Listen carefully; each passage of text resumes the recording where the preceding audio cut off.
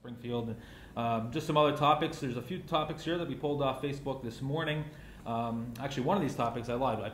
I had a conversation at the barbecue on Thursday, and it was an individual that had an idea about getting a group of fans together, taking a bus trip up to Montreal, going up to Montreal to catch a Bruins-Canadiens game. Just a weekend where the Falcons aren't home, but we organized a bus. Just a nice way to kind of get a group of fans together up there to catch some great hockey in Montreal. That was kind of logistics of it. What are your thoughts thinking about that? You know, some of the great ideas that come out, and I love hearing the ideas. You know, it's executing those types of things are very difficult. Access to tickets in Montreal, Boston, access to tickets. I mean, I'm sure they're sold out by now.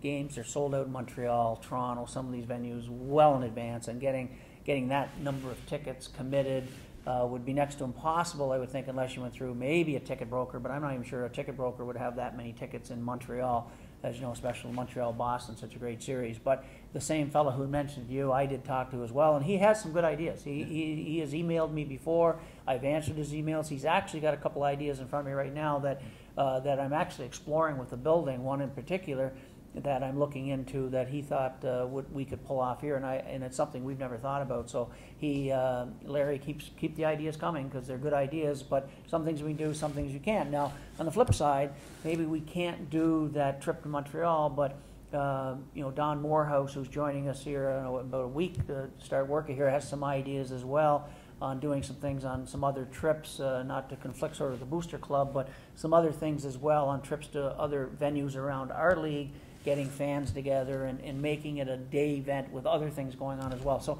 we've got a lot of stuff going on, and I love hearing the ideas. And you know, if somebody called me, said that they could get me 50 tickets to a Bruins Montreal game in Montreal, we would probably try and pull it off. But we've got a lot on our agenda right now, and I hate to say it, but don't have the time right now to try and research how we can find 50 tickets in Montreal with sort of prioritizing what we need to do. Well, Larry does have a lot of good ideas. He's a good man. He's been with us a long time, and I always enjoy talking to him. And appreciate Larry with the tickets to. He donated some tickets to a Red Sox game that we used as part of the tornado relief.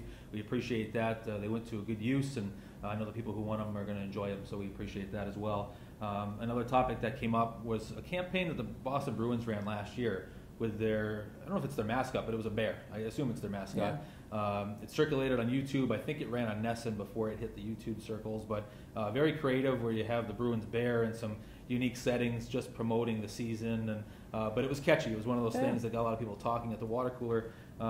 Is there any thoughts of trying to do something like that with Screech through? I know we've got kind of a new marketing goals here that we're trying to execute. I know the execution of it is the hard part, but just your thoughts. Well, that's, you know, again, that's a great idea. It's one of the things that I think, if I recall, a few years ago, you and I talked about, Damon, sort of running it. Where is Screech, and identify if you saw Screech, that you would, you know, you'd win some tickets. I don't know if that. I haven't seen this campaign, so people know Damon and I don't rehearse these questions beforehand. I want to hear them for the first time, and that's the first time I've heard that question. So it's something I have to look into a little bit more. But we're working closely with Carol DiCarlo from Camelot Hot Communications on working on some marketing and some how we're going to do our advertising and some promotion. And maybe that's something. I have a meeting coming up this week with Carol.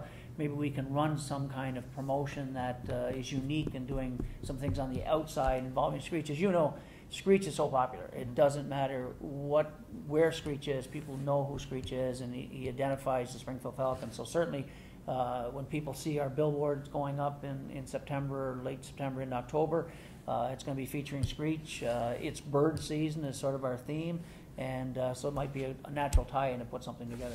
Absolutely. One last question for you, Bruce, before we wrap up today. Focusing on booster clubs, the nice question that came in today, when opposing booster clubs come into Springfield here, are there some things put together for opposing booster clubs to have a little mingle session with either staff from the office or a current booster club? Have you ever been part of anything like that, and do they happen? Well, I'm very involved, as you know, in speaking to our booster club several times during the year. Usually I speak at the very first booster club event they have or meeting they have. Normally the booster clubs, Springfield, our booster club would host a booster club from another city, and it's really up to the booster club to put the agenda together. Certainly if our booster club came to us and wanted told us they were hosting a booster club from Providence or Norfolk or wherever, and they wanted us to be involved by providing a speaker or doing something, we'd certainly do it. We want to work close with our booster club. They're sort of an extension of us, if you will, on some things we've asked them to help out before. Pat Lucy does a great job in running the booster club, and they've got some great members. But we really leave it up to the booster club themselves to act as the host and put those things together. Absolutely. One last topic is the merchandise. So get some new pieces of merchandise here behind us. It seems like every day there's something new coming in, but that's normal. Just the merchandise, it's for sale. Come down to the Falcons office right now. The online store is getting very, very close. That's something else in the next couple of weeks we're going to launch.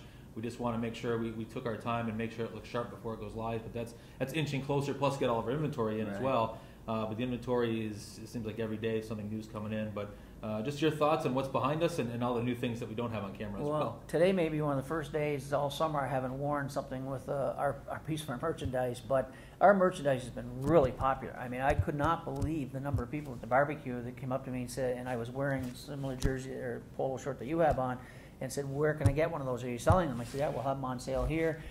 We've got some great stuff in. Alicia's doing a great job of tracking down some new stock that we've never had before. We've got some great ideas. We've got some great kids stuff in for the little guys right on up. So our goal, Charlie Pompey's goal, was to take that merchandise back in-house and expand not only the quality we have, the quantity we have and the different selection, but improve the quality as well. So we're dealing with some good companies, getting some really nice stuff, and we moved a lot of merchandise actually at our barbecue, and we really expect when people see some of the new things we have, the new hats and polos and long sleeve polos and sweatshirts, and looking into some other things as well. I think we're going to see some stuff flying off the shelves. So it's on sale now. What we have, we got more coming in almost on a daily basis. And when the preseason starts, September 28th, our first preseason game, and then the next one, October 1st, leading into the home opener, October 15th, we'll have merchandise on sale. We've got a brand new display case, beautiful display case, and we're actually going to have 2 locations this year. We're going to have the vendors out moving things throughout the crowd as well. So that's an area of our business we're trying to grow, and I think that having great, good quality merchandise is going to help us do that. As we get closer to the season as well, one of these goals for these webisodes is to go up in the arena a little bit, show you some of the new things ahead of time.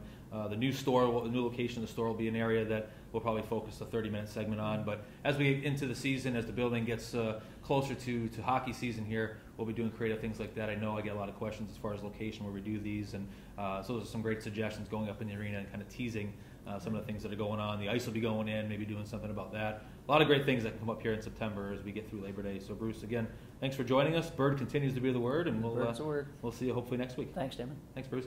Thank you again for joining us out there. Don't forget about the social media streams. As always, go to falconsahl.com, check out Facebook, check out Twitter, updated daily, hourly. Check it all out. Some great contests on there as well. Thank you again to Stephen Hanjack for running the camera. Thank you again for watching out there. We'll see you next week.